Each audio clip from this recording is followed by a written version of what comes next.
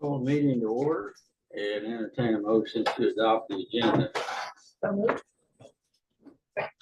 Motion second, all those in favor. Take a moment, look at consensus items, please.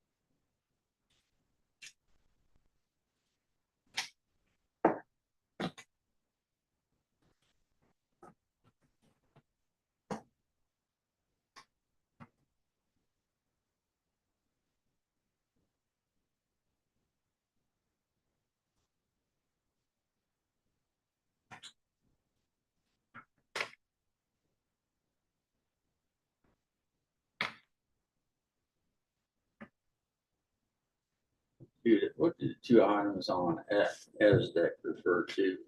Capital outlay assessment. That is our fee for being a part of SDAC. They assess a little bit different than Southwest Plains does.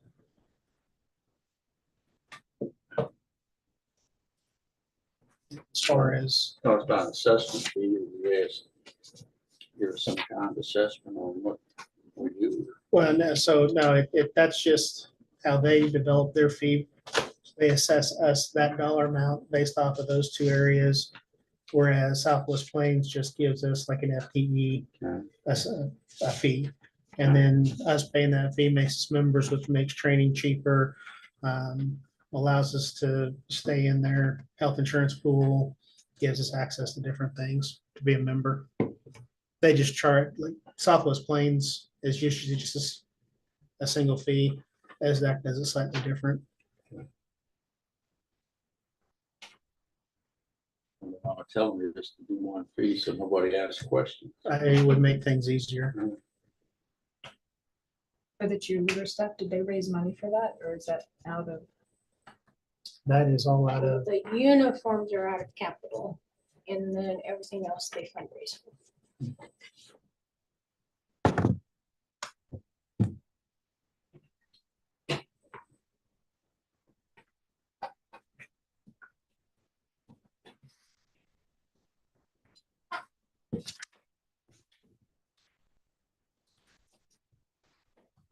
Or is that because we have more cheerleaders than last year, or uniforms didn't fit from last year? Or I know we had to get a couple more because They had of to get- numbers, there's more. And you had to get Out. boys. And then and we had to get a boy, a male I see.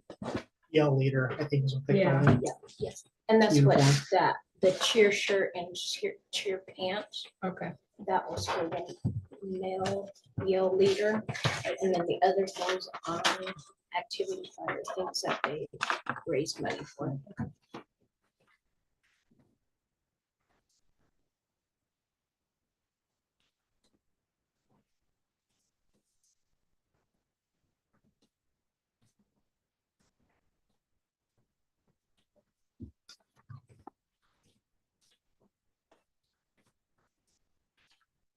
Make a motion to approve consensus items. Second. Have a motion second to approve consensus items. All those in favor? Thank you very much. Special ed, Shelby, Move. Government relations. I don't have anything. All right, we'll move on then, and Mr. Flax. Okay, I don't have a whole lot for you. We obviously get ready for Thursday here for the kids. And we do have a handful of students that we don't know if they're returning or not yet. Haven't heard one way or the other. I mean, I say a handful, about 4. You know, preliminary numbers of what I'm expecting as of right now. I do think there'll be a few. I know there's some that they have called in and told us they'll be in tomorrow or Wednesday. They were not here last week or whatnot. And so I've got them in the count, but there's about 4 others I have not heard or received anything from any other school. But we're at about 46 in junior high and 74 in high school currently, which is right at 120, which we finished the year last year with 118. So it's kind of what I'm expecting as of right now. I guess plus or minus for what we got new to the district. We receive requests going out, we're a little bit on the negative end there. Because we've had more leave us than we got in new. So, like I say,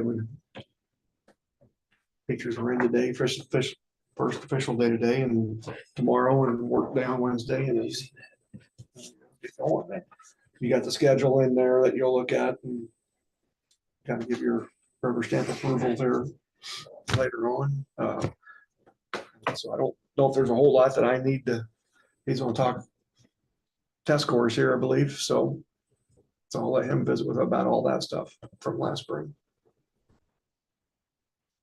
Thank you. Are there any questions or comments for Mr. Flax?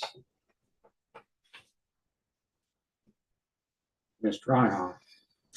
The annual KASB conference is November 15th through the 17th in Wichita. I believe that's a Friday, Saturday, Sunday. I didn't know if there's any interest in any of you wanting to attend that, wanting to attend it as an entire board or a group. If there is interest, let me know and we'll start setting that up.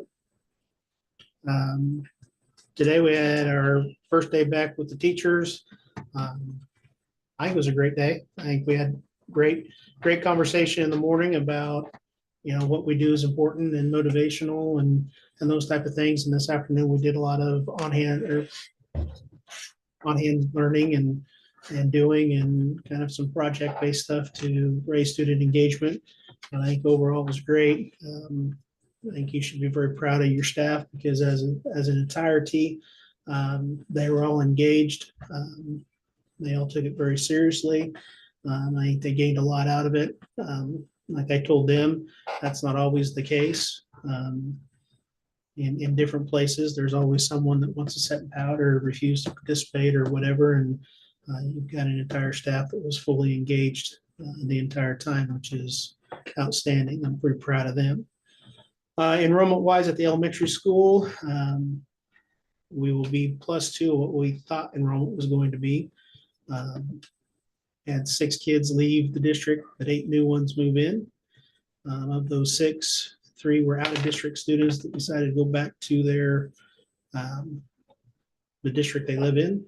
1 moved out of town, and then 2 of the kids are now currently employed. The parent is employed by the neighboring district, and I believe their contract was contingent on her bringing her kids with her if she wanted to work there. So there's that.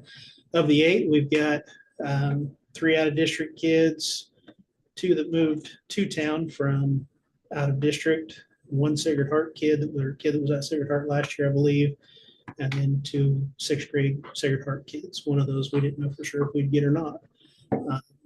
With that being, our kindergarten class right now has 22. Our 1st grade has 17. Our 2nd grade has 17. Our 3rd grade has 12. Our 4th grade has 17. Our 5th grade has 17. And our 6th grade has 21. So overall, in our small 3rd grade class, really good numbers, grade level wise.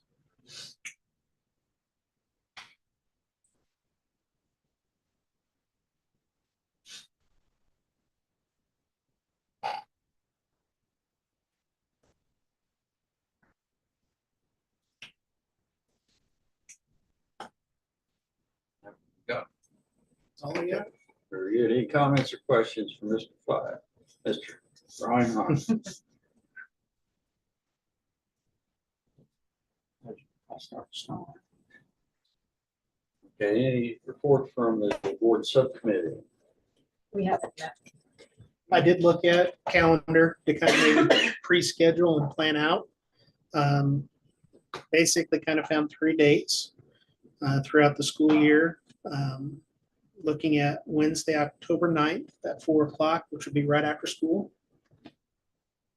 Monday, January 20th is an in-service day, so thinking maybe noon, and we'd serve a meal. And then Monday, April 7th at 7 in the morning. My thought process was that kind of covers the entirety of the year, gets us started. And if there's things that they want to talk about come October, gives them that chance right after the first of the year and then towards the end of the school year. And also gives us times at all times. I mean, we've got one after school, one in the middle of the day, one before school, so that anybody that wants to attend has an opportunity to attend at least one at a time that they should be able to attend. If those work, I can put those on the calendar and send them out, and we can set them. And if something comes up, we can always adjust it as we get closer to that time, but I give people know ahead, that maybe helps a little bit. That works. Sounds good right now. Okay, I will put them on the calendar, and if we've Okay. got to adjust, we can adjust. Right now, there wasn't, when I set those, there didn't look like there was anything that would be a conflict as of today. Good, we'll have those dates down for the board subcommittee. Move on to 6.1, facilities improvement. So I shared out my thoughts on what I think probably needs to go into a bond issue. Most of those are pretty big ticket items. And then I also shared out with you kind of a long-range planning project. Now, a couple things I want to point out on the long-range planning project. These are all pretty much projects that are not on the bond issue. The only way something like that works is if we pass a bond issue to fix the other stuff, because most of our capital funds are tied up in keeping things going and running and having funds just in case something breaks. One concern that I have about that long-range plan is it's 15 years. So some of those things that we see is probably need to address now could be kicked down the road another 15 years. Another thing to consider, I believe by 2031, we will have paid off, that 2031 will be our last payment for our on the lease purchase for the science remodel and HVAC at the high school. So starting in 2031, you could up a little bit more what you're spending, and it kind of shows that a little bit. I try to stick right around that $100,000 range as far as planned out capital expenses on that. And then starting in 2031, it jumps up a little bit more. 2032 jumps up a little bit more. And you've got some big expenses, like the east or the west end of the elementary school roof. By then will probably need to be replaced. That's going to be a big expense. But you could possibly bring that up a little bit. What that dollar amount does is it leaves a little bit for different things that pop up. Like we usually take uniform purchases out of capital. We will pay some custodial salaries and stuff like that when things get tied out of capital. And you never know. Car blows up, we've got to buy a car or something, or something else happens. Kind of gives you an idea of what something like that may look like.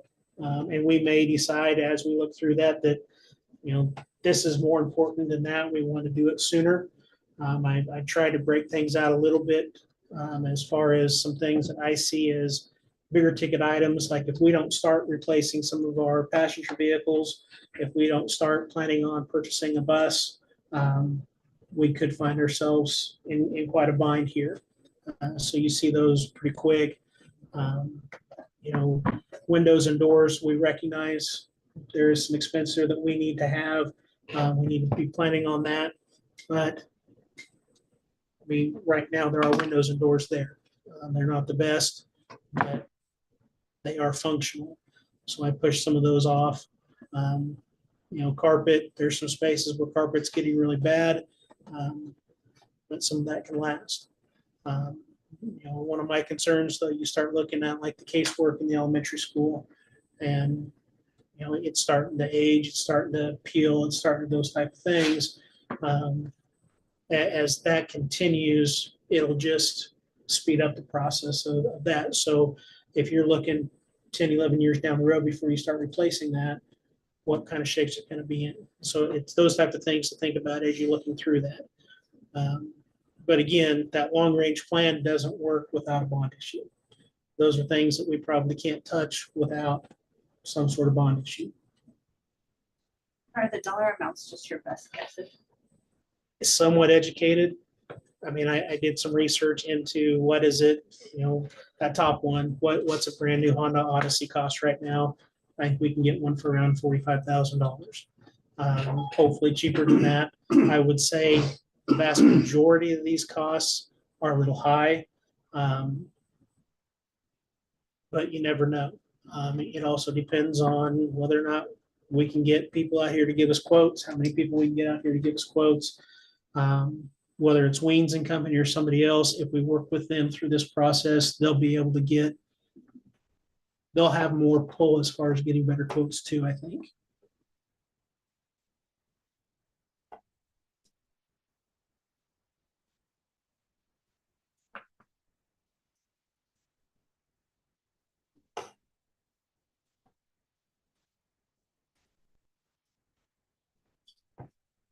My thoughts on this, from what they shared about a committee of 15 or 17 is kind of like, if we're gonna go that route, then we go that route and let them come up with something.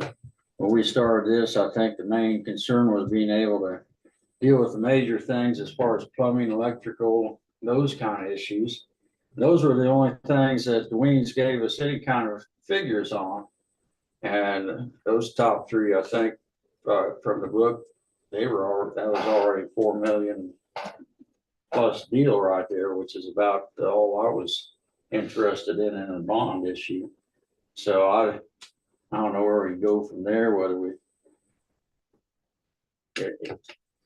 if we're going to have this big committee, let's do that and toss it to them. But I think we need to get a better idea on costs. I think what they had put down for the items in their book, they had costs on, I think they were definitely high on. I think you're probably, if you look at a bond issue that will cost the taxpayers 10 mils, you're somewhere between $6 and $8 million is what you can probably raise and pay for with a 10 mil tax increase. I think you start getting over 10 mils and I think you're going to have a lot of people scoffing at it. So you put those type of things in your thought process. I think it's important if we're going to do this, next step is putting together a committee, but then securing your architect, whether you guys decide to stick with the gal that's worked with Weens, or if you want to open that up and talk to other people and re-interview, we can do that. And then have them start putting together a project so that we can get true costs on what something like all this list would cover. And then you start adding things or reducing things based off of that. With that, you also need to hire a financial advisor who will be able to go in and tell you how far your tax dollars will go to give you a true answer on what this many mills today would bring in and allow you to pay for over 15, 20 years.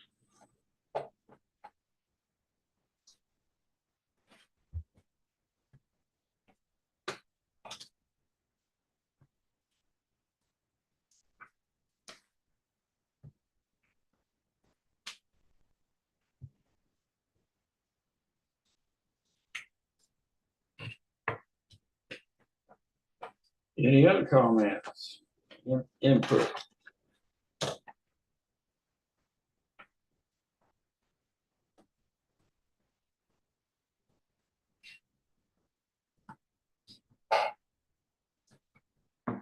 Last meeting, we talked about for board members to bring in their priorities or whatever. Is there anything more different from what's already been brought up here?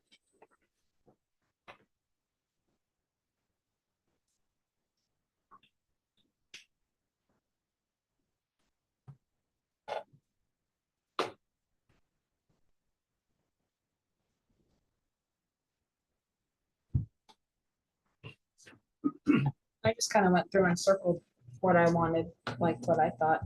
And one thing I think to add to that list would be the playground, because that's kind of important for the elementary school as well. And the other thing was, and maybe you had that later in the annual stuff for the 9-year plan, I did not have playground. but was carpeting or doing something for the hallways in elementary school. Carpet's on there. My concern is I think carpet starts coming in almost 10 years down the road. And I may have, I'd have to look back through.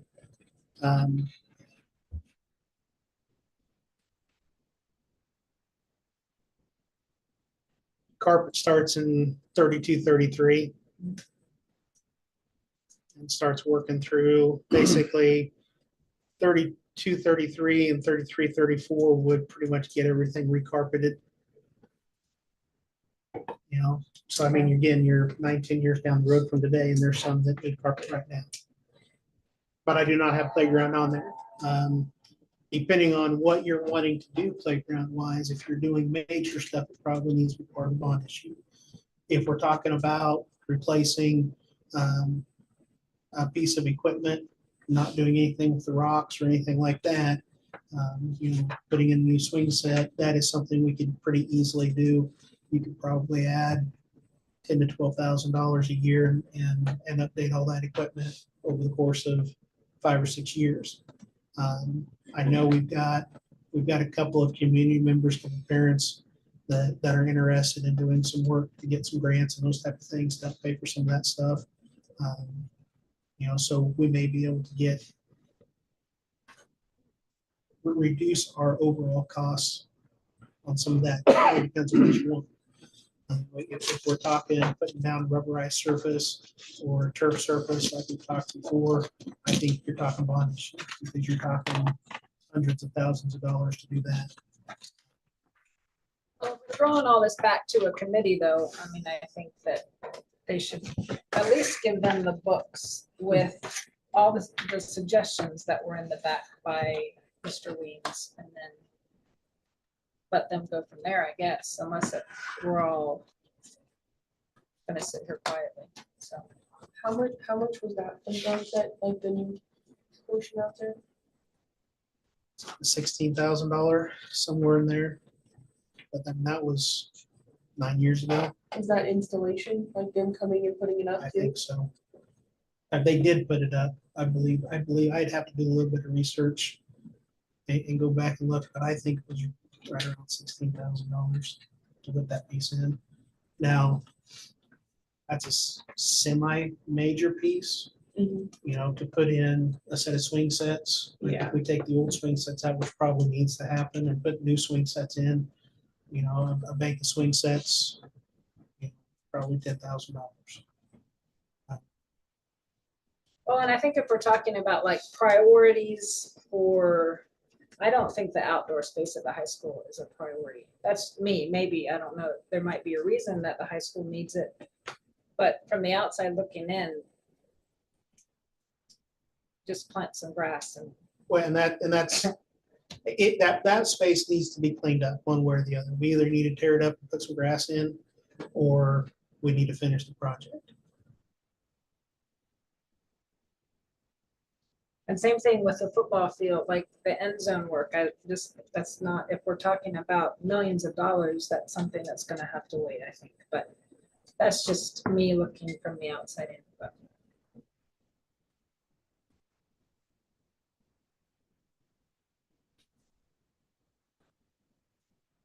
So I guess what I need, if you've got names for committees, send those to Susie and I, and we'll start notifying them, put that piece together.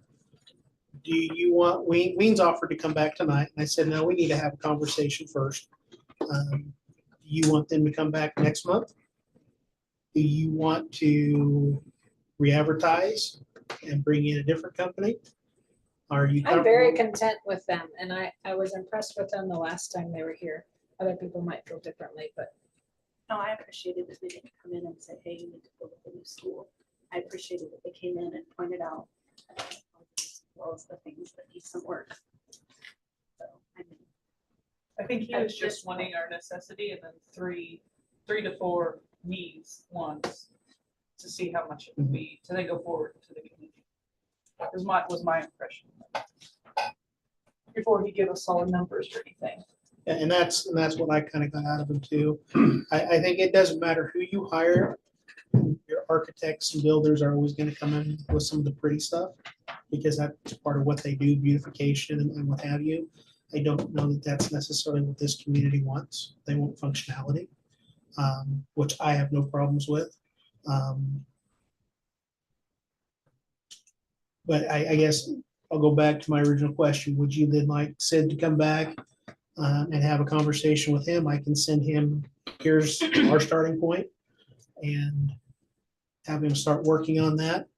I think we would officially need to hire Sarah.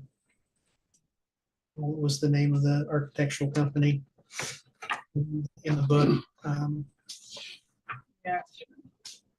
I guess I would be, Sarah Site or SIP? Yeah, yeah. I guess I would be curious where this lands with the community because I don't feel like we've necessarily had robust discussion about it at the meetings. So I'm not sure, like, does that mean that the board as a whole feels like Derek's list is adequate? Does that mean that his list falls flat and we don't like what we see? Does that mean that we want to move forward, not move forward? I mean, and I don't mean this disrespectfully, but I have trouble reading where you guys are at on this. And you probably do for me too, because I haven't said a lot about it. So I guess if it falls flat with the 7 people sitting here, I'm curious where it lands in the community. And I mean, that's just to be blunt about the discussions we've had here. I don't mean any disrespect by it. I just don't, I'm not sure where we stand on it. I mean, I guess I don't see the point in continuing having him come out here if we're not going to move forward with anything.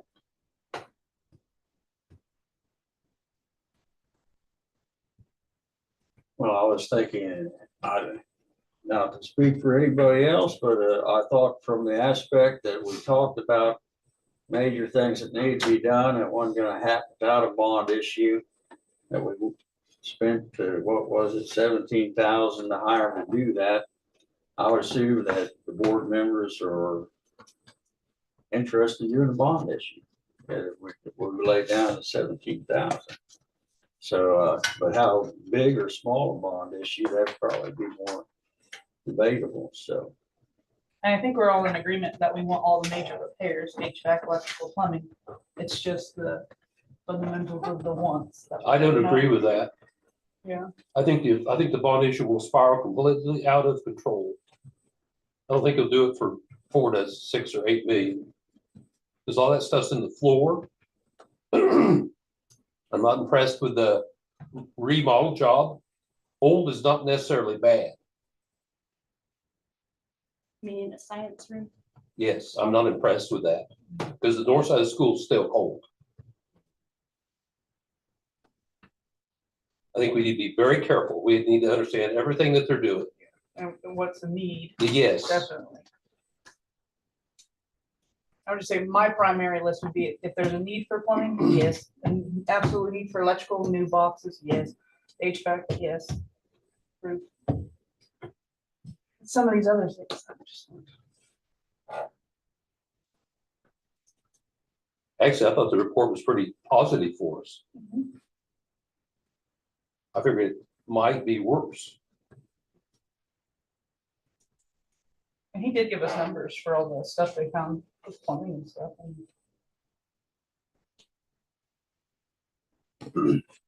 They were pretty broad. They're $1 million from top to bottom. on certain That's a pretty projects, big quote. on certain things. High end and low end of the same quote, $9. Gives you some room. Definitely. And I would say that probably compares to numbers I've kind of put together too, is they're probably on the high end, because they don't want to come in and say, we can do it like this, and then it'd be more than that. Their estimates, they haven't gone out and gotten bids. You know, they look at what is the average cost per linear foot or square foot or yard or whatever of this particular type of project, and they kind of calculate that out. I guess for me, I just want to make sure we're getting some serious bang for our buck. Okay. I don't want to make any mistakes. So I'm not gonna rush it. Russell leaves in December, we're gonna have to get another board member. And who knows how long that'll take us. There's 4 of us coming for election in a year from that point in time.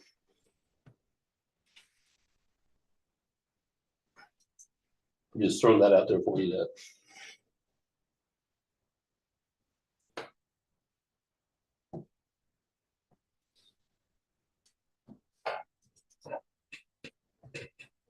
So what does anybody feel comfortable with as the next step, like forming a committee?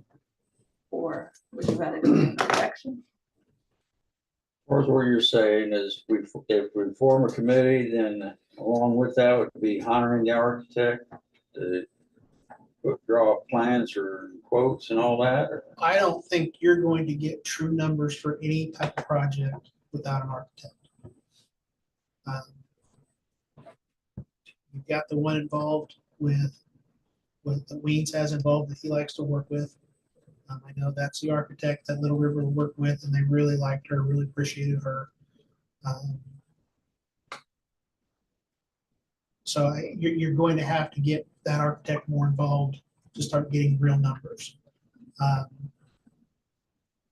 Now, stereotypically, the way that happens is at this particular point in time, your architectural firms won't charge anything unless that bond issue passes.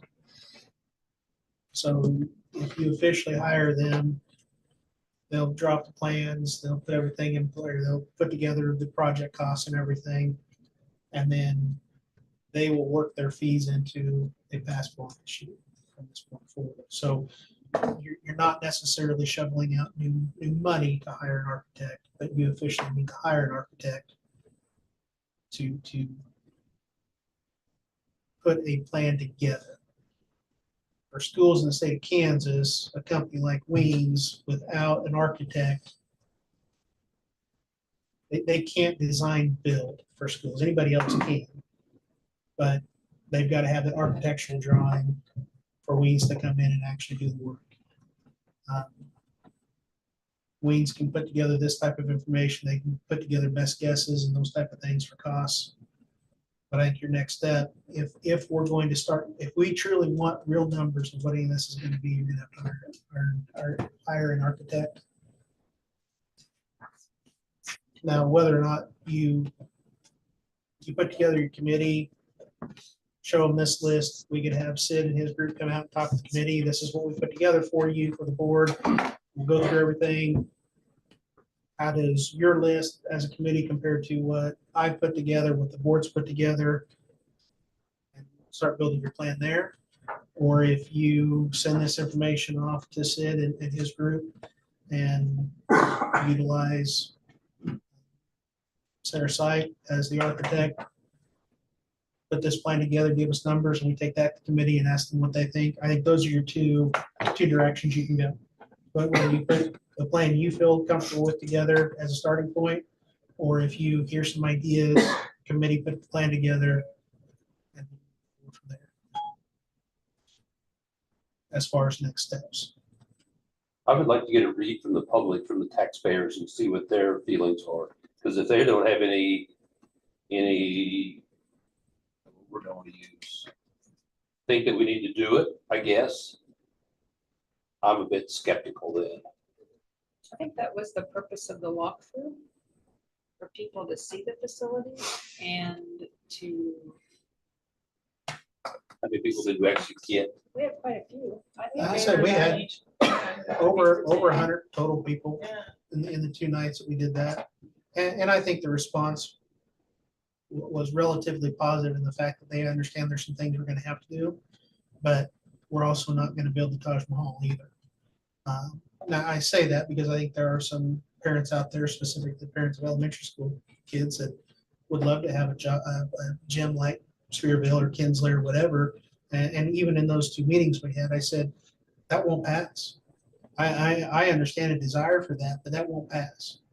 You know, so unless someone's willing to pony up $10 million, the taxpayer doesn't have to cover to build a new gym, it's not worth having that conversation. But I think overall, the people that attended those 2 nights saw a need and an understanding. They saw that we've done a really good job of keeping our buildings in good shape, but understand they're old and aging, and there are some things we're going to have to do, and those things are expensive.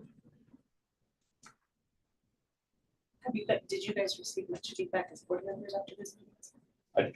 I didn't receive any. I didn't. No. The farming economy's weak at best, with $5 wheat and $4 corn and $3.50 Milo. And of course, inflation's hurting everybody really bad. So I don't know. Maybe there is never a good time. I don't know. Well, and that would be my comment. There's not, and especially in an economy like our economy is, when it's so tied to the ag and oil, it's going to ebb and flow. You're going to have good years and bad years. And I think we ran into that when I first got here in the middle of that bond issue, guys, you were looking at. You know, things are great. Assessed valuation was almost $63 million, and it just fell off the edge of the world. And we're still after what, 6 years, 7 years now, we haven't even built back up to where that assessed valuation was 10 years ago. And that's where I think you guys are exactly right, in the sense that you got to be very careful what you do. We need to make sure the things to keep the buildings open are covered. And some of those other things we may just have to not deal with or put on our list, and our 15-year list becomes a 20-year list, and we've got on the list. And I think Susie and I talked about that a little bit today. You know, if we put that long-range planning plan in place, it's something as a board you can stick to, whether it is you on the board or new board members come on.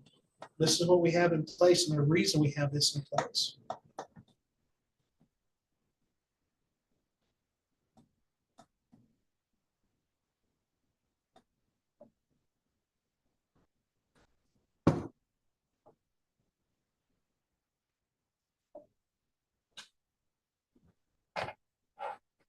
Okay, so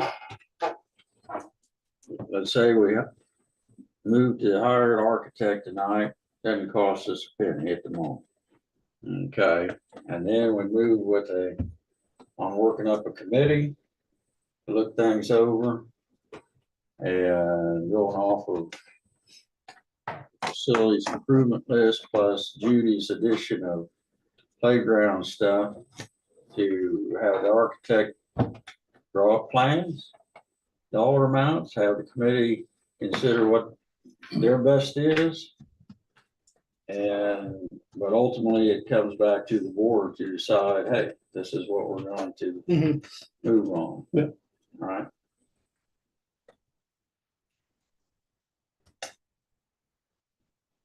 But I don't know why today or next month, why Weens would come and talk to us as a board with the condition we're in and still dealing with what the numbers are without any concrete idea of where we wanted to go.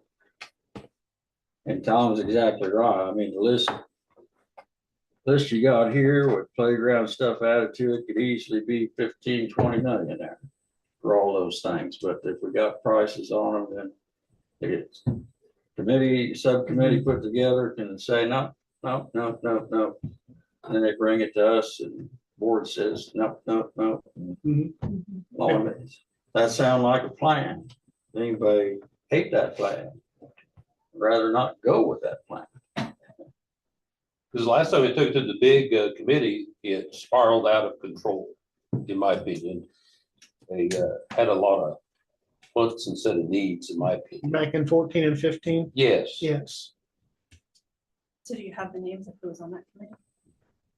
Pardon? Do you have the names of who was on that I committee? don't think it was a set committee. It I was was gonna just, say, you probably don't invite those people to be on it again. I don't know who was on it, but maybe don't go there again.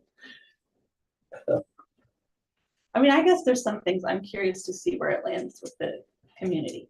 Because secure entrances, for example, like, I guess I have to know what that means exactly, but building new office space on the front of both buildings. I don't think you ever completely secure a building. And I know that that's a hot topic to be discussed right now. But I don't think that it ever actually happens. So then I have to look, like, my way of thinking, I go, okay, so what does that office space at the front of both buildings accomplish for us from an education standpoint? Well, to me, I go nothing. So do you spend money on that? And the reason I don't think adding that to the front of a building is going to secure it is because unless you're securing everything else all the way around the building, all you've done is secure a point on the building, not the entire building itself. So I would be curious to know what the community thinks about that, because that's not something I would vote for as a taxpayer. But maybe that's something that the rest of the community thinks is important. I don't know. And I think originally too, we had talked about if we did a bond issue, it would be something that we can't see and then something that you can see. So it'd be like, okay, we're gonna fix the, I don't know, electric, I don't know which one. And then we fix the auditorium. That way it's an unseen and then seen. And we do it like that as we go along, because then you're fixing your big projects that are unseen, but people are able to see. And then one of the other things, like, I appreciated that the old part of the elementary school, he said, was still a very usable space. Well, I have never felt like we've used that space efficiently since I've been around. So like, is there a way we can like, can we do whatever to that space to make it a more usable space? Because why do you have that kind of square footage sitting there? And a few of the rooms get used a couple times a week or whatever, and then the rest, I mean, it just sits there and collects dust and clutter the rest of the time. So I guess I would be curious to see what people's ideas or thoughts are with utilizing that space in a more useful manner than it is right now. Because I would choose that over secure entrances, I guess. That's just my thought process. And so I'm curious what a committee would think. Because that's just a few of my, like, airplane ride over thoughts on it. One thing is secure entrance. I think secure is the wrong word, as I've thought about it, because I listened to Tom's point of view on it last month. I think the proper term is controlled entrance. And I'll give an example. We had a community member we don't necessarily want in the building, former employee, come in this summer and sit down and visit with Kim in the elementary office. She then left down the hallway and through the building when she left the building. Controlled entrance stops those type of things from happening. I would say 95% of the time, unless you bust out a window, you're not getting into either one of the buildings outside of a passing period, except for through the main entrance that we unlock. You know, old doors, old windows, they don't always shut or the old doors don't always shut the way they're supposed to, but and sometimes we've got contractors coming in and out of doors, so they're unlocked. But I would say the vast majority of the time the doors are locked. That doesn't stop somebody from busting out a window and coming in. So I don't think secured entrance is the right term. I think it's more of a controlled entrance so that we know when someone comes in, we know they have to stop in the office. They can't just walk in, walk down the hallway and those type of things. So the more I thought about that after, Tom shared his thoughts on that, I don't disagree. I think it's more controlling who's coming in and out versus it truly being a secured entrance. Changing the verbiage of it for me, though, doesn't change my thoughts on it. I mean, you might sell it to the public differently, but it doesn't change my opinion of it.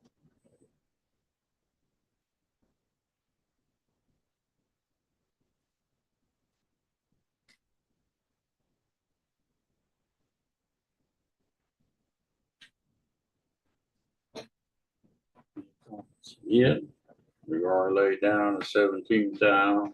Was it 17 or 12? It was, I think it was 12. Was it 12? Okay. Already laid down 12,000. It's not cost us a nickel to proceed. We can find out what these things would run. We can have a subcommittee put their input in, and then at the end of the day, if the board wants to chuck it, they can chuck it or proceed with different items on it there. So, Ultimately, it comes down to you guys. If there's not at least 4 of you to vote to move forward with the bond issue, it doesn't move forward regardless of what we do. well, you like more than 4. I think if you're gonna do a bond issue, all 7 of you need to vote for it, because if the 7 of you can't agree that this is something Because we the need to last- do, then The last bond issue, it was approved 4-3, and you said, let's not stop it right here. Yep. So, absolutely.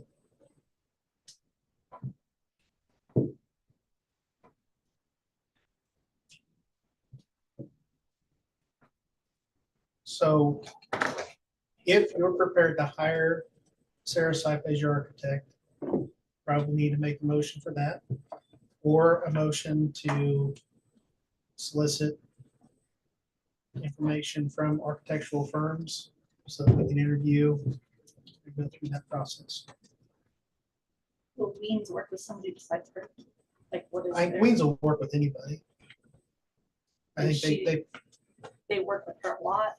yeah, or- I think they've got a good working relationship. I've worked with her on several projects. Just gonna say that.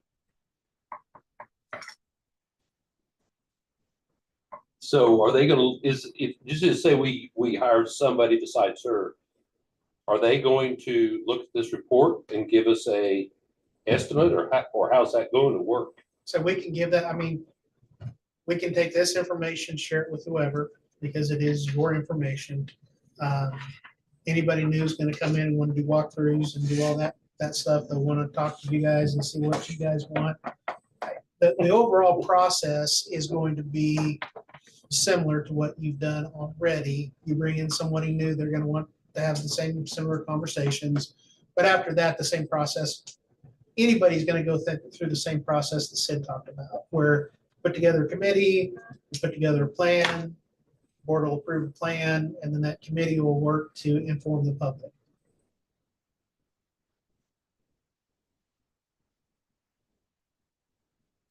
I'm not sure you can get enough community members to do that. I think they're all burned out from being on every board.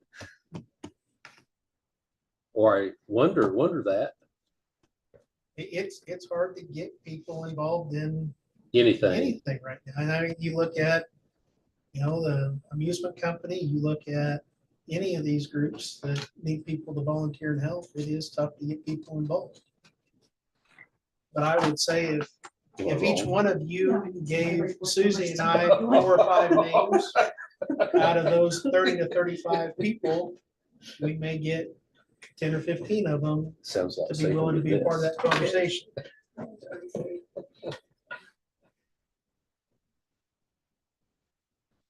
Well, I guess, Do we need more of an accurate, sorry to interrupt, do we need more of an accurate? I said, more pricing before, we don't have a plan yet. We have a lot of information, but no plan. So before we come up with a plan, don't we need pricing then? Well, A little more But information? the problem is, right now, you're at a point, you can't get real pricing without a plan. So you narrowed down a list of, here's a starting point for if we put together a plan with these things, what's that gonna cost? And when that comes in at $30 million, you say, okay, we're gonna take this off, this off, this off. Or if it comes in, well, that's actually only $5 million. Well, what can we add to it? Because we feel we've got this type of room. You know, the one thing I will say, you know, La Crosse is building a whole elementary school for $12 million. I want to hope, I'm optimistic that this isn't a whole building. It's pieces of a building.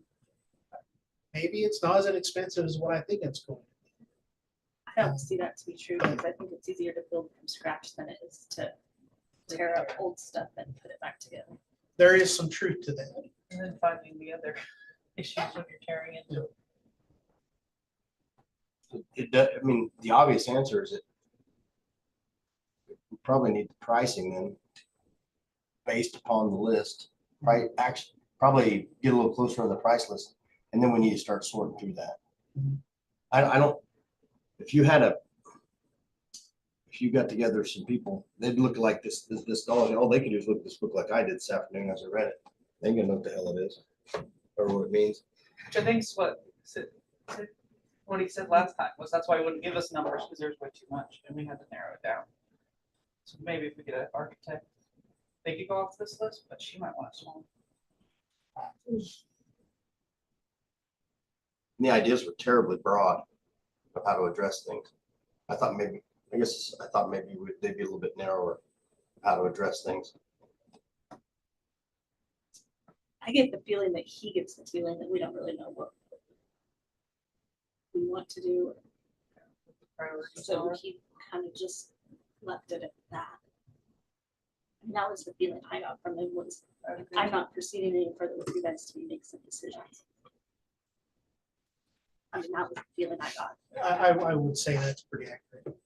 Take the district office off of it, because I don't think we need to do much, we don't need to remodel the district office. That's nowhere on any of these lists other than the road's gonna have to be touched at some point in time.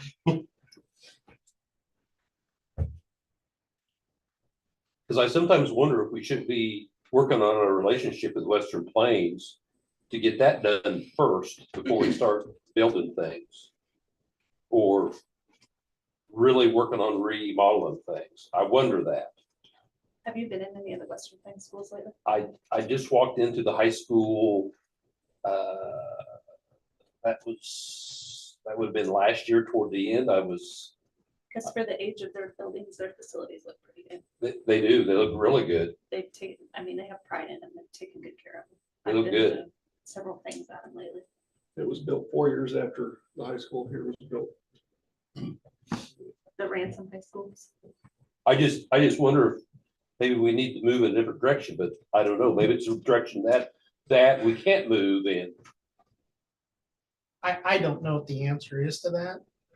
I don't know. And maybe we have to compromise in areas that we never thought about. Yeah, and that's, I don't know what it would take for them to move forward. To be honest with you, with everything that we were offering them for football, I don't, I mean, that's about the best that anybody could ever ask for out of a situation like that, and they weren't ready to move forward on that. And I understand that it's somewhat short timing, but it was a hell of an opportunity for everybody. So I don't know what that would look like.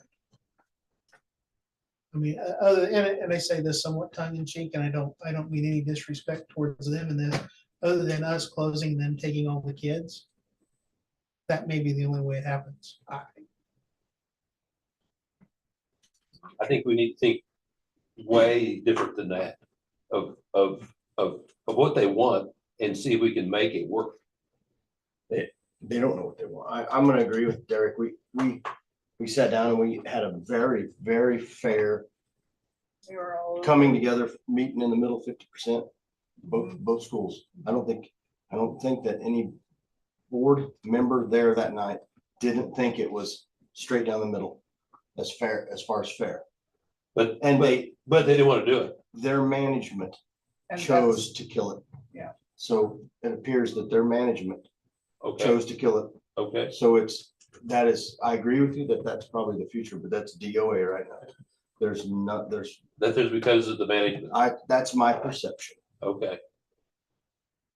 That So the management's not interested under any terms. you can't get any better terms than we came up with as a cooperative, unless we just packed up and moved there. Because it was very, very fair. Split, most everything's split right now. Couldn't have got any more fair than that. Your question, Lori, about, on your agenda later tonight, you're gonna hire the person that probably knows that facility better than anybody, Which who facility? spent the last 8 to Oh, 10 years as their. Oh, I just. I'm just saying, he would have a very, And I very don't know good, the ins and outs. I of think it, he's gonna have a very just good perception of When what, I've been there for ball games and that kind of thing here recently, Yeah. I mean, their facilities look very nice for the age of them. oh, it's. shape. And I mean, they're very, when you go in, they're very hospitable. Their concession stand is fantastic. I mean, I guess there's a part of me that thinks, well, unless they don't have kids, why would they not keep marching along the way that they're marching along? As long as they've got the few kids that they have, why would they not keep going the way they're going? And so to me, I mean, I think you're right. Like, it probably is DOA. I mean, I don't know that they're interested in a conversation really. Yeah, because we both had a need for football. We both had a need, and we had a fair, very fair offer from both sides. I've never heard anybody say that the offer wasn't fair. It was just, They weren't it interested. just went, it just never got out of their meeting. So we never got contact. So basically management told the board what they were going to do. My perception, Okay, all right.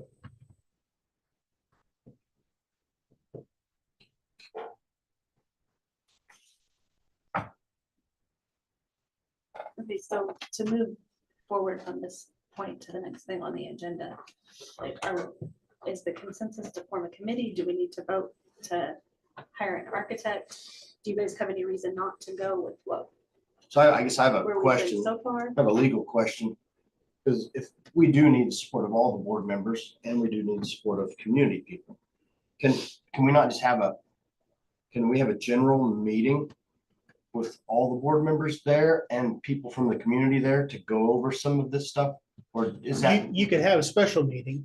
but it has to be a It classified would as a have to meeting. be classified, if there's more than 4 of you there, Okay, or there's more than 3 of you there, so 4 more of you there, then it is constituted as a meeting.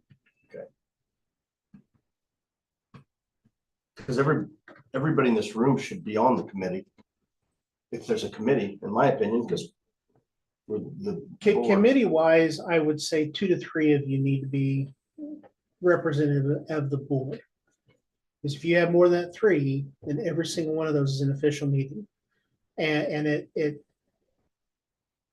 at some level limits what that committee can do. Because the role of that committee is to put together a plan to bring to you as an entire board to go through and make a decision on. As officially, this is what we're putting out to our taxpayers as far as a project or what we want the taxpayers to vote on. So it doesn't do us any good to have all of you on there. It really doesn't do us any good to have more than 3 of you on a committee like that.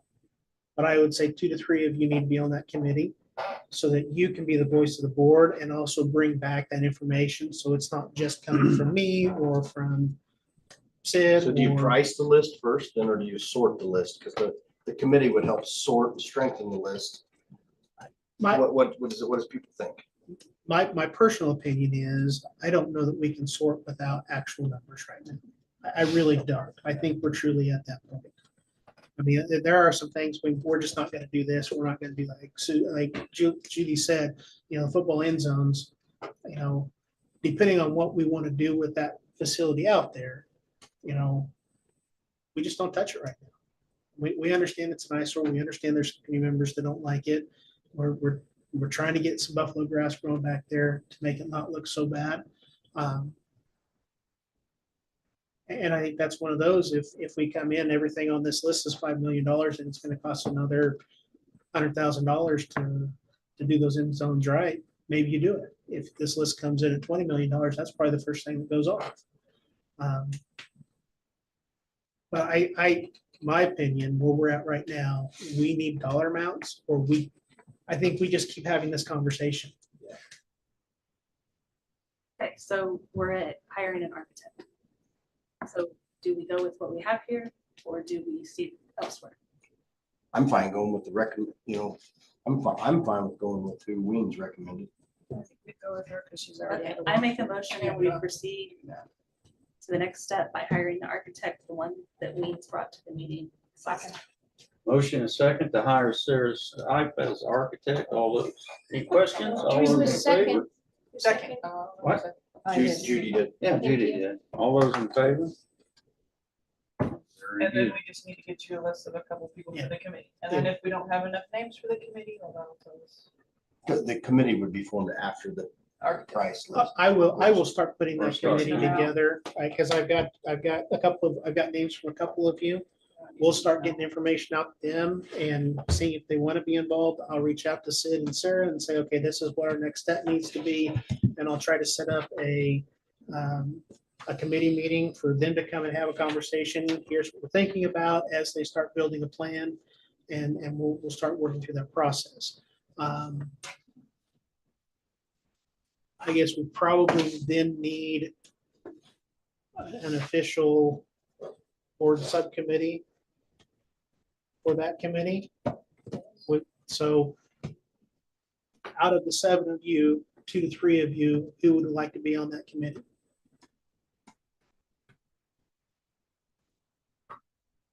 All the volunteers jumping out of the wood. And if you want to think about it, that doesn't necessarily have to be now, but I would say it would be good for a couple of you to be on that as we get things going. I don't know that we can necessarily put anything together before the September meeting. We may be able to have an initial, if I get 15 people, community members that want to be a part of this, I might try to get Sid out here and those 15 together so that Sid can sit down with them and talk them through what he talked through us last month. At least get that thought process going. I think it might be kind of good for them to see the numbers, though, too, from the Mhm. architect. Maybe. If they're gonna look at it just like this, yeah, without the numbers. Well, if you would get names to Mr. Reinhardt for the possible subcommittee, and if you're willing to serve on that subcommittee, let him know also. If we could, let's move on to new business, budget reviews. So a little bit, I guess, positive. Susie's worked through everything. In general, just give you an idea of where we're at. So our max authority is 32% of general fund for a supplemental general. I kind of told you last month that one of the things we're going to run into is, even though we put out there that we're going to exceed revenue neutral with our carryover and supplemental general, I'm not for sure how that was going to go. What Susie's put together tentatively, our max authority at 32% leaves us with raising additional revenue of $694,000. Last year was 811, 813. With your carryover, I believe that puts us at 931 of total authority, but you're only raising 694,000 in new revenue, so you're actually going to be under revenue neutral. So your max authority is only going to put your mill rate for supplemental general at 16.28, somewhere between 16 and 17 by the time we're done. That actually drops the mill rate for supplemental general 2 to 3 mills. So you're lowering the mill rate.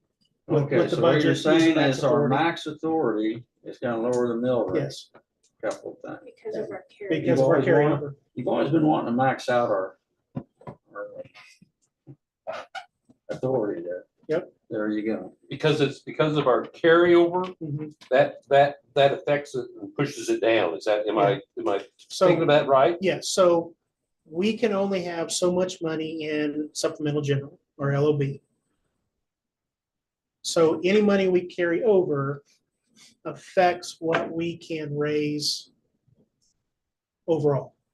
So even though we carry over $150,000, $160,000, we can't then go in and raise the $930-some thousand and add that to it. We can only raise $934,000. That's the max we can raise. You already have 150, 160 in there. Strike So that off. You strike it off, it takes that down. Now, depending on how the year goes, depending on how much of that LOB you spend, this looks great this year.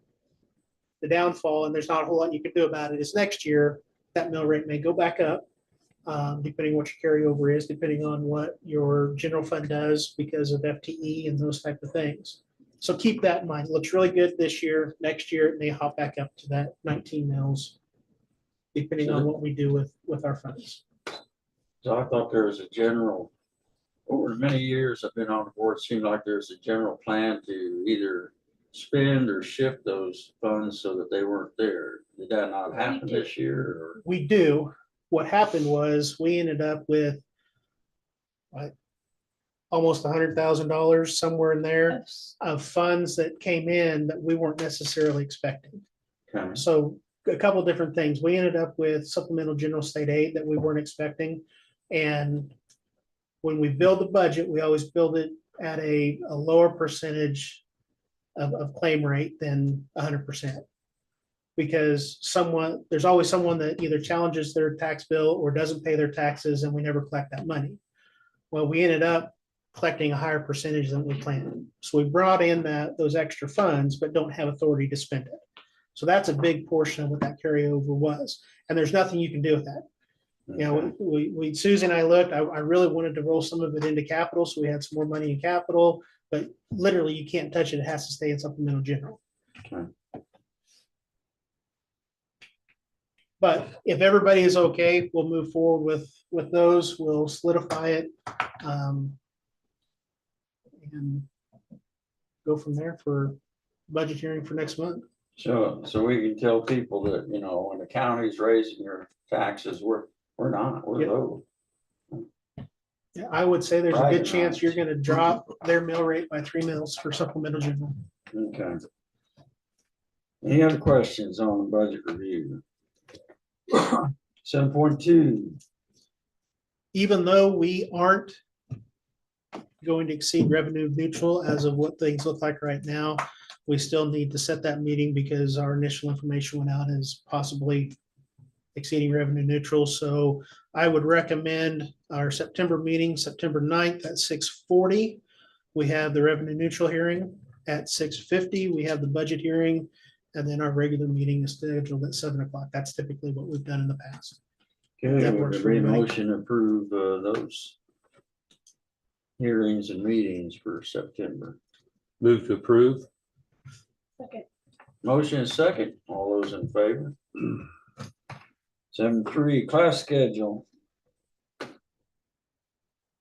Okay, that's in your packet there. Just kind of what we're going with here. What you see in green is junior high classes, the gray are white. Those are all high school classes, some of them with the red print. Those are, it's just for me for CTE funded courses. I mean, and I say that's for me, it's for the auditor. So that's who it's I for. appreciate it. Is kind of that's why you see all the color coding yellow. Those teachers are either at the grade school or a combination of both, anything like that. I guess a few things to draw out. That is, it's been a long time. I'd have to go back and look at all my past documents to find out when the last time we split all of our core courses in both 7th and 8th grade, like we do this year. With our numbers that we have in, right now, like say I'm expecting 22 7th graders and 24 8th graders. And we have those core courses split. What that enables us to do, and I haven't really talked to the teachers about it besides sending them an email, those that involve my core teachers. It's been a long time since we've done this, and usually we did it without even a whole lot of parental or outside notice. But the question came up this year, so I thought I'd bring it up. So you got that 7th grade kid that is in English 7th hour.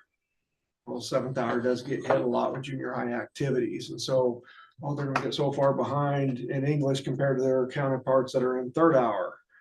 But when you have junior high core split, like I said, we haven't been able to do this, it's gonna enable us to easily flip-flop a 3rd hour and 7th hour. Unlike, you can't do that in high school, because high school has so many different electives, where junior high, they're locked in their schedule.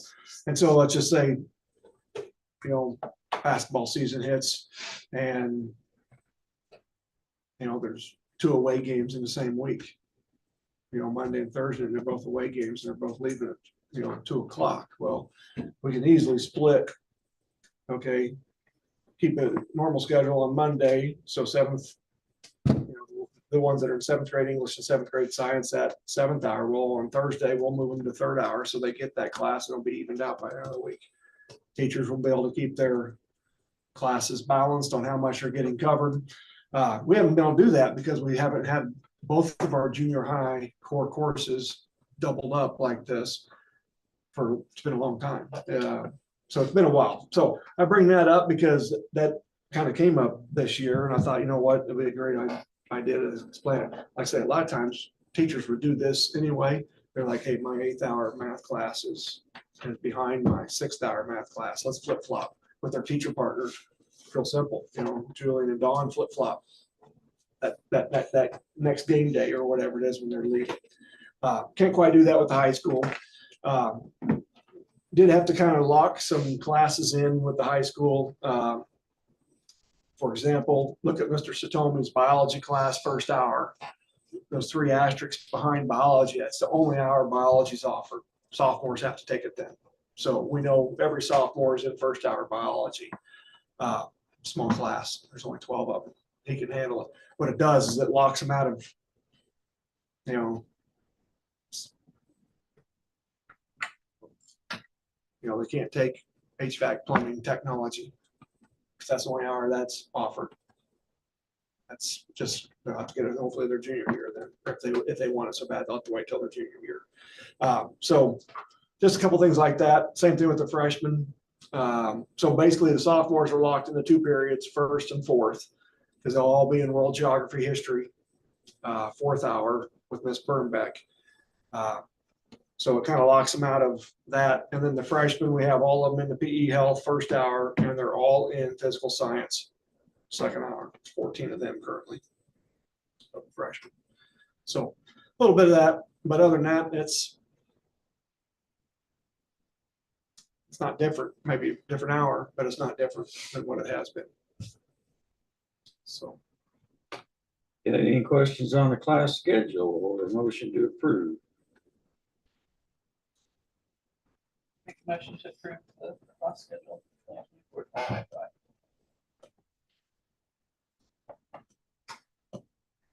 Second it. Motion and second. All those in favor? Very good. Is HOCO your abbreviation or their abbreviation? I don't think they call it that. I think they do. I think I've heard them call it that. embarrassed for It might be mine though. You're right. I don't know. I don't. It's a lot easier to type that than Hodgman County. I think they just So- put it on the t-shirt. So I hope I think I've heard them call it that. I hope Pretty that sure they put it on things. they need to come up with something else. Well, 7-4 are out of district students. You've got a lengthy list as usual. I would recommend it as presented. There are none on there, new ones that Tom or I have an issue with. The subtractions and additions seem to even out, but I seem to remember that we had 60 or so last year, and there's 55 on this list. We lost some out of district kids this year. I can tell you in the 7th grade class, there's three, well, two of them that I haven't heard from. I assume they're going there. They lived there. They moved in halfway through the year last year, and that was what the rumor was in May. I assume that's where they're at. I know we had one in that sixth grade class definitely transferred there, got the request for records and already sent him there. So I know he's enrolled there. Identify the student in open session. Know another one that lives here is now going there. And then we had one in that seventh grade class move to lacrosse. And there's no new ones in there. The new ones came in grade 8. We have, and I hope I got him on the list because that was one that came in on. Did I get the Guerrero kid, the 8th grade boy? Is he? Yes, he's on there. Yes, okay, got new beside, good, yeah, Jesus, okay, good. And we got a freshman girl from out of district that's been at Western Plains that'll be coming in. Any other questions, or is there a motion to approve? Make the motion to approve the district students. The freshman girl that was not a district kid that moved to Great Bend, we lost her. Second, A motion and a second. All those in favor? 7.5. I believe I applied for, what did I tell you, almost $70,000 in safe and secure school grant money. We ended up with $3,884. We have to match that. So your safe and secure grant is $77.68. Motion to approve that, accepting that grant. Motion to accept the safe and secure school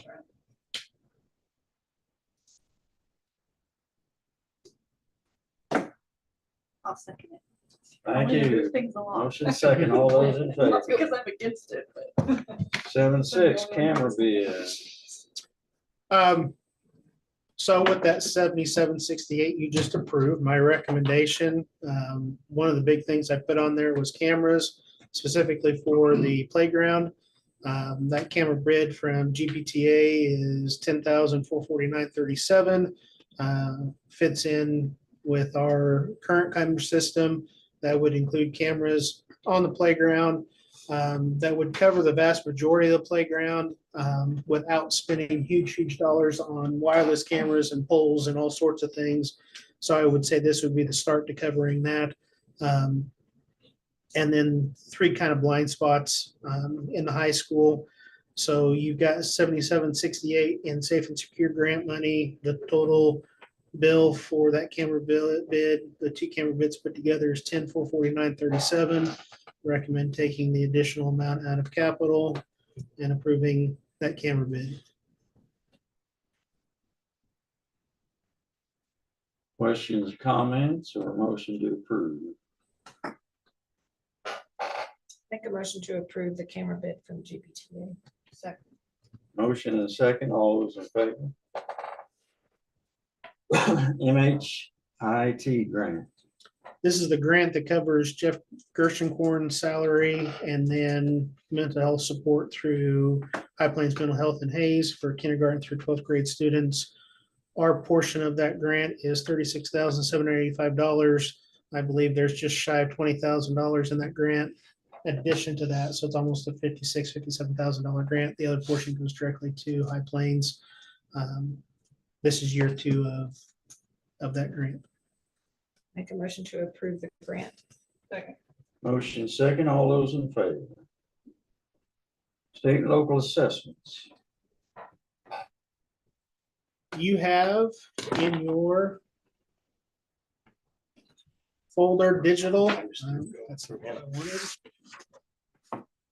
Digital versions of this. I apologize. The printed one that you have at yours is small and hard to read. But you have a paper copy that kind of breaks down everything, but you've also got digital copies of everything but the actual state assessment reports. So part of this, of course, you've got this in front of you. These are all updated. As of the end of last school year, we'll be giving our fall local assessments here the first 2 to 3 weeks of school. Um,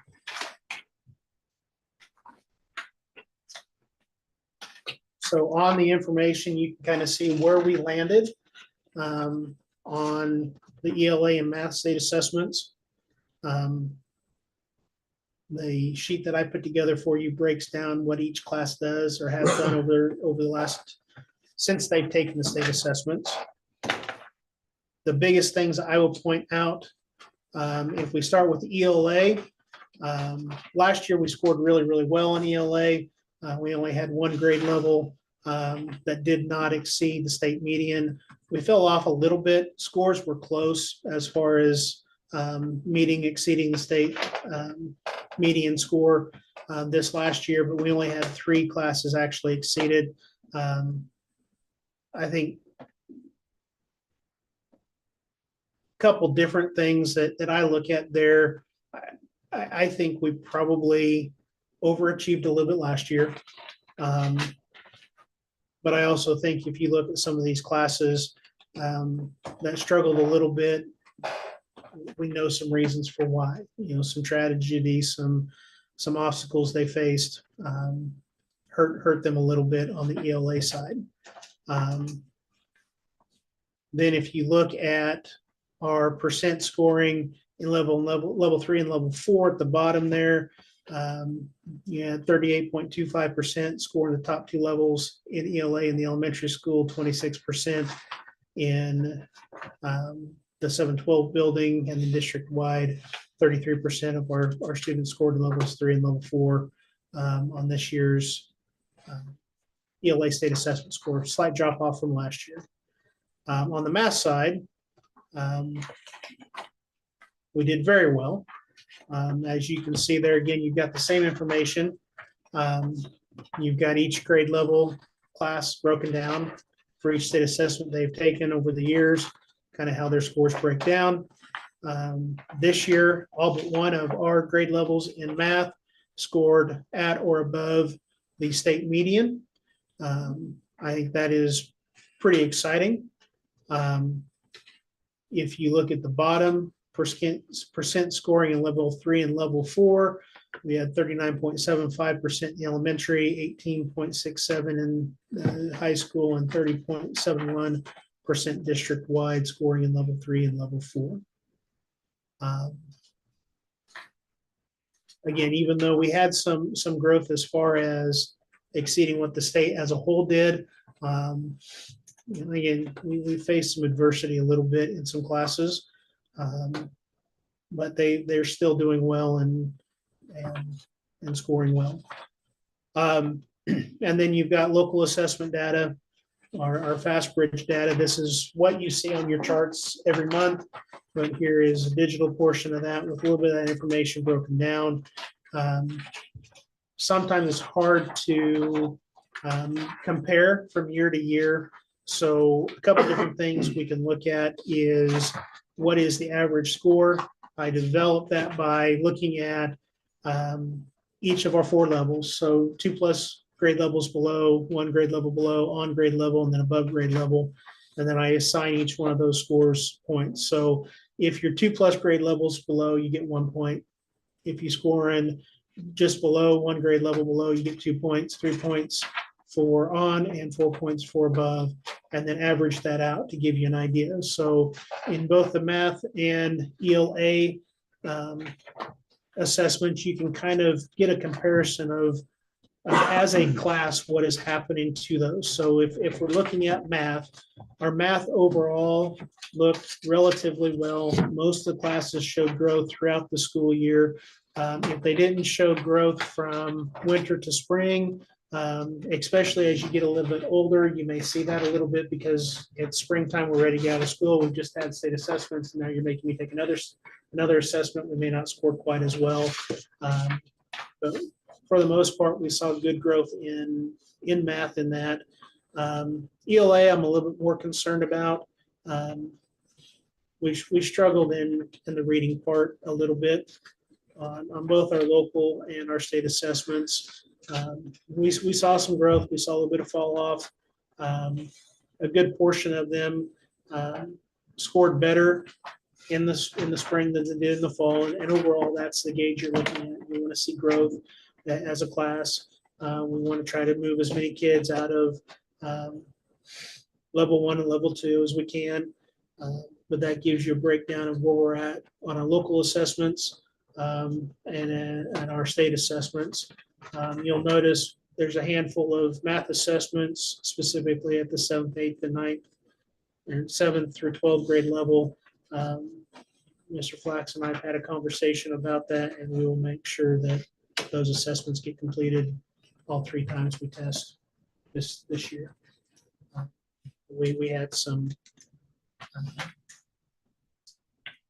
spring assessments that did not get completed. And sometimes that's miscommunication. Sometimes it's they've taken state assessments and then we're going to assess them again. It just doesn't get done.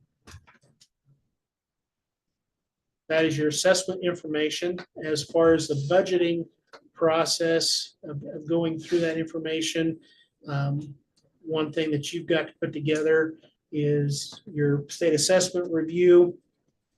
And as you review the state assessments from what would have been the 23-24 school year, even though they're not official until I believe October, you've got to put together what I have here.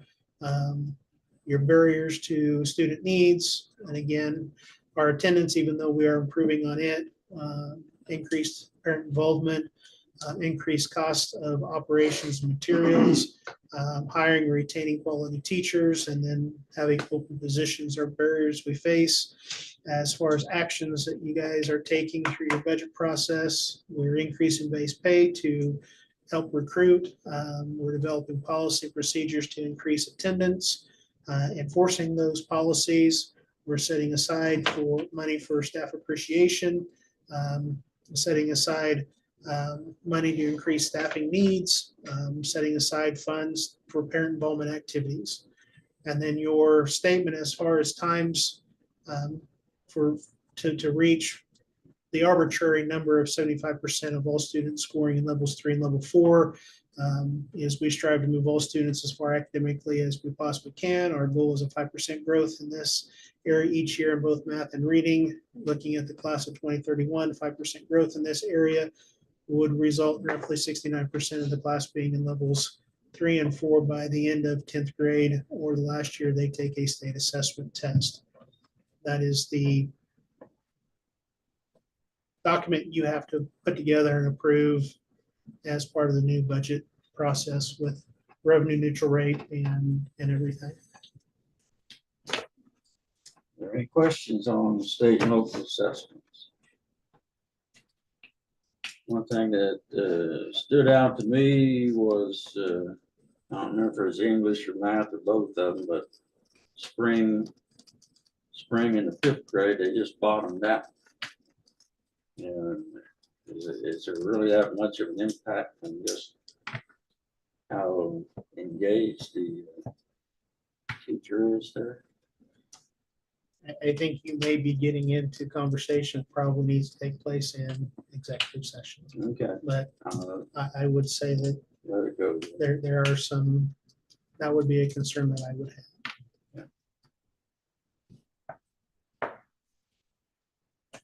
Moving on, But 7. we do need to approve Oh, that. I thought you had just said discussion item across there. That is my fault. I forgot, but we do need to approve this, or we'll have to approve it next month. Says discussion items.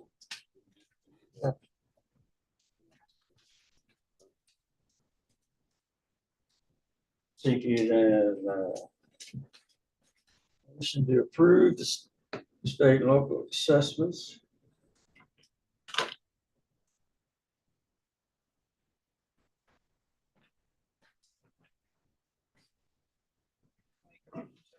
State and local assessment.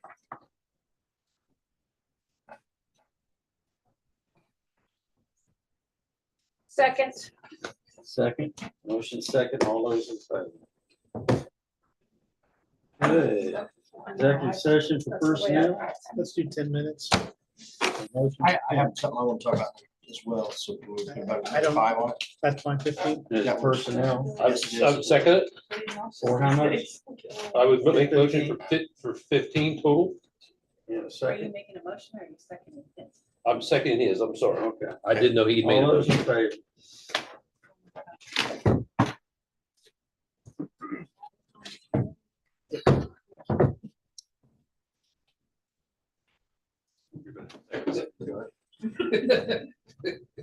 Or we'll sit here for the rest of the night.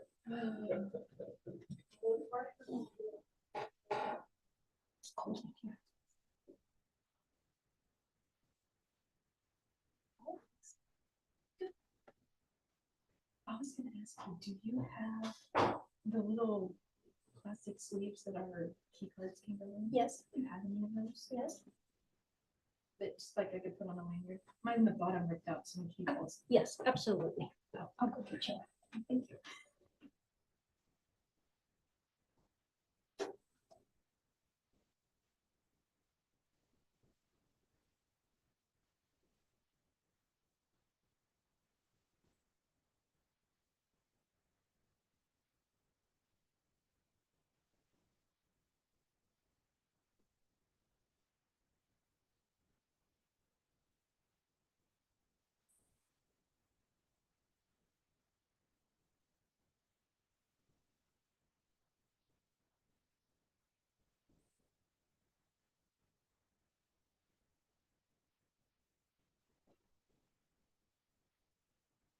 You get two because they stuck together. Oh, thank you. I have it in here, but my card's cracked and I don't know if it's because of the crack in it or what, but when it's in my phone case, it won't work, but when it's out, it will. So I was hoping if I Really? put it in one of these. Yeah, usually when they crack, they don't work anymore. So if it stops working, let me know. Okay. I thought I'd be smart. Somebody's top locker got stuff last year. And so we were headed to recess and I just had that. And I was like, I'll just look it open with that. If it That was doesn't more work, stuff than a key card. yeah, if it doesn't work, let me know. Thanks. I'd like to get heavier ones for you guys, but they're so expensive. Key cards. No, the Oh, things to these? put them in, These are great. so, Mine lasted for, I've ever had it all through learning play and everything. yeah. It just last And year then- ripped out the bottom. Well, for the recess cards, I put them in a thicker one because I figure the students are not nice to them, Right, so. so they're gonna get abused a little more. Yeah.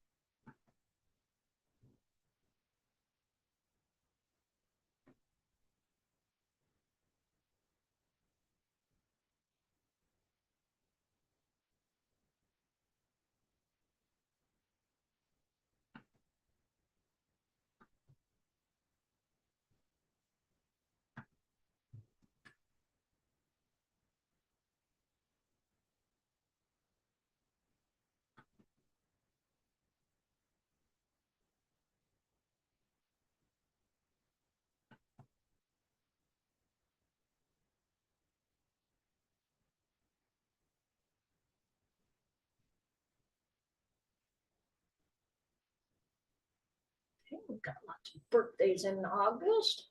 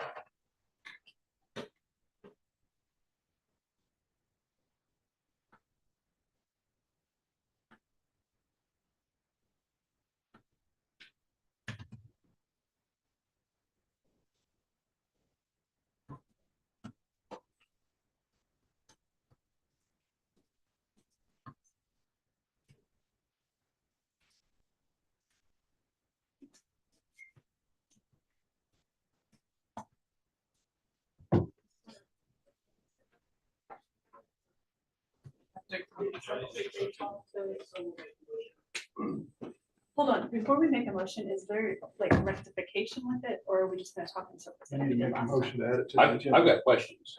Okay. I don't know if they can answer, but I've got questions. I like to add, Staying in Exact- here? Yes, it'll have to be in here. like a motion to discuss the long jump record. Motion to what? You have to add it to the To add that to the Add, agenda. I make a motion to add it to the agenda. The long jump. The long jump. We discussed that 2 meetings ago. remember? I got Add it questions. to 7. We'll do that 7:14. I don't know that you need a motion. We'll just call. it They other. told me I needed the motion. Really? You gotta That just- is to the agenda. Make it official. Okay. I second it.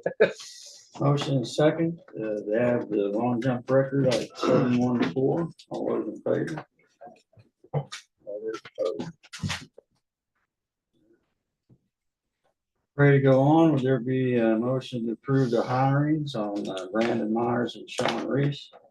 Make a motion to approve the hire. I'd second it. All those in favor? All those opposed?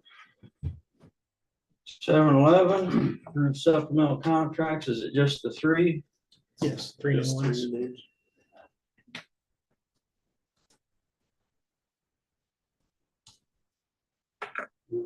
Jody Young for class sponsors. Oh, yeah. Erica Mitchell. Erica Milk for cheerlead, junior high cheerleading. Would it be a motion? Aaron Keene. Oh, yeah. We need to add Aaron Keene for junior high football too. Oh, gosh, did I not? Yes, So Aaron Keene for junior high football. I also thought on I top had of it. I'm that. sorry. Susan. That's okay. Missed that in my email to you. Make a motion to approve supplemental contract. A second? Yeah. All right. All those in favor? Really? Yes. Vote for that. All right, all right, all right. Sounds good. What time? 7-12 and 13, entertain motion to approve patron access to Caleb Myers and Ashley Hoffman. Make a motion to approve both of them as they're in district or have children attending. I don't know. Who's Ashley Hall? She lives in this. I don't know who she is.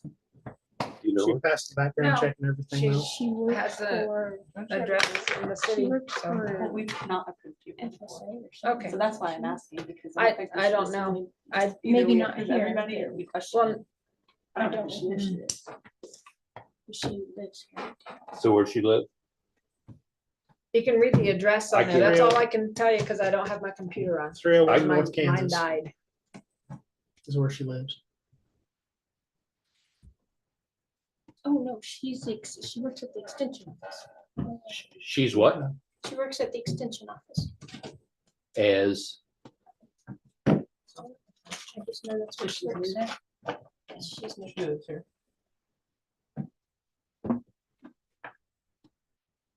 Okay, we have the motion, and is there a second? I'd second it. Motion and second, all those in favor? 7-14, long jump record. I guess I was under the impression that after we had our presentation by the coaches, that we were all kicking around and come back and maybe discuss it a bit more. And that simply hasn't happened. And I meant to bring it up on my board report last month, and I obviously forgot about it today. To see if you guys, because that was, that was the kind of the task, is to put that out in the public eyes and then see if you guys, because you would be the ones that would have heard. Because I have talked to Vicky and she's not sure what word I want to use, lukewarm, I guess. That she questions why, after 18 years, all of a sudden it's discovered that it's possibly not right. And I agree with her there. And I guess I'm curious of who walked up to the board and wondered if the record was right. Be a good question. I mean, it just doesn't happen. No, I think the question was, that they started wondering when,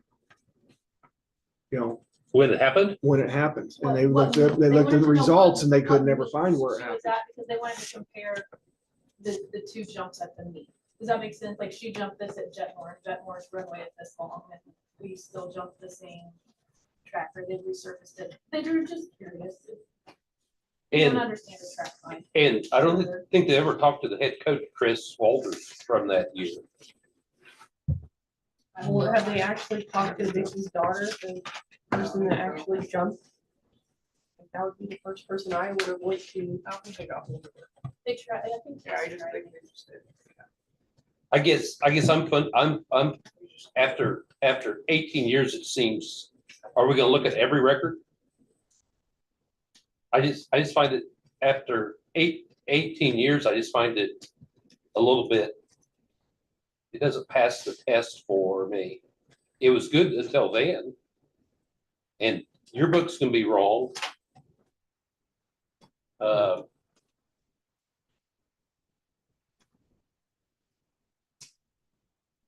mean, it's what everybody else thinks, but I wouldn't support changing it. I don't mean to be disrespectful to any of those girls, but the only people that care is the one that's record's being questioned, the one who think they have the new record. Then the third person that will care is the next one that gets close to that. Outside of that, nobody really cares. I would agree with that, but I think it was good for 18 years. I'm not ready to change it. But that's just me. I think the point of all the records that they have for the track season on file, there's not one that shows. And the best jump going into regionals, they have the entries, doesn't ever show the 17.1.5. It showed 17.1. Did they get all the track meets though? What Well, I mean, the way that I understood them, there was a couple meets that they never could really find I'm not sure if they happened though. Those meets happened, they Yes. were rained out. I mean, and you know, they double checked with what Jerry had in his archives from that, because he would print. I know, it's and questionable. Sherry can get stuff wrong in the paper too. Just like somebody could have got that wrong up on the board. I mean, there could have been all kinds of places where it was written down wrong. Appreciate Tom's concern, but this is not a school board issue I or don't think it's matter, anything that we're period. gonna solve. I'm a librarian, find it in writing somewhere, like, I don't know, find evidence of it. Well, If you can't bring me evidence of it, then it didn't happen, I don't know. I think the only way you change it is if you can get the young lady that actually made the jump to say, no, I didn't jump that far. She had it for 18 years. I think we have a lot more important things to talk about. I say that, I shouldn't say that, but records are important, but I think you're 100% right. Person that wrote it, There's, the rest of us.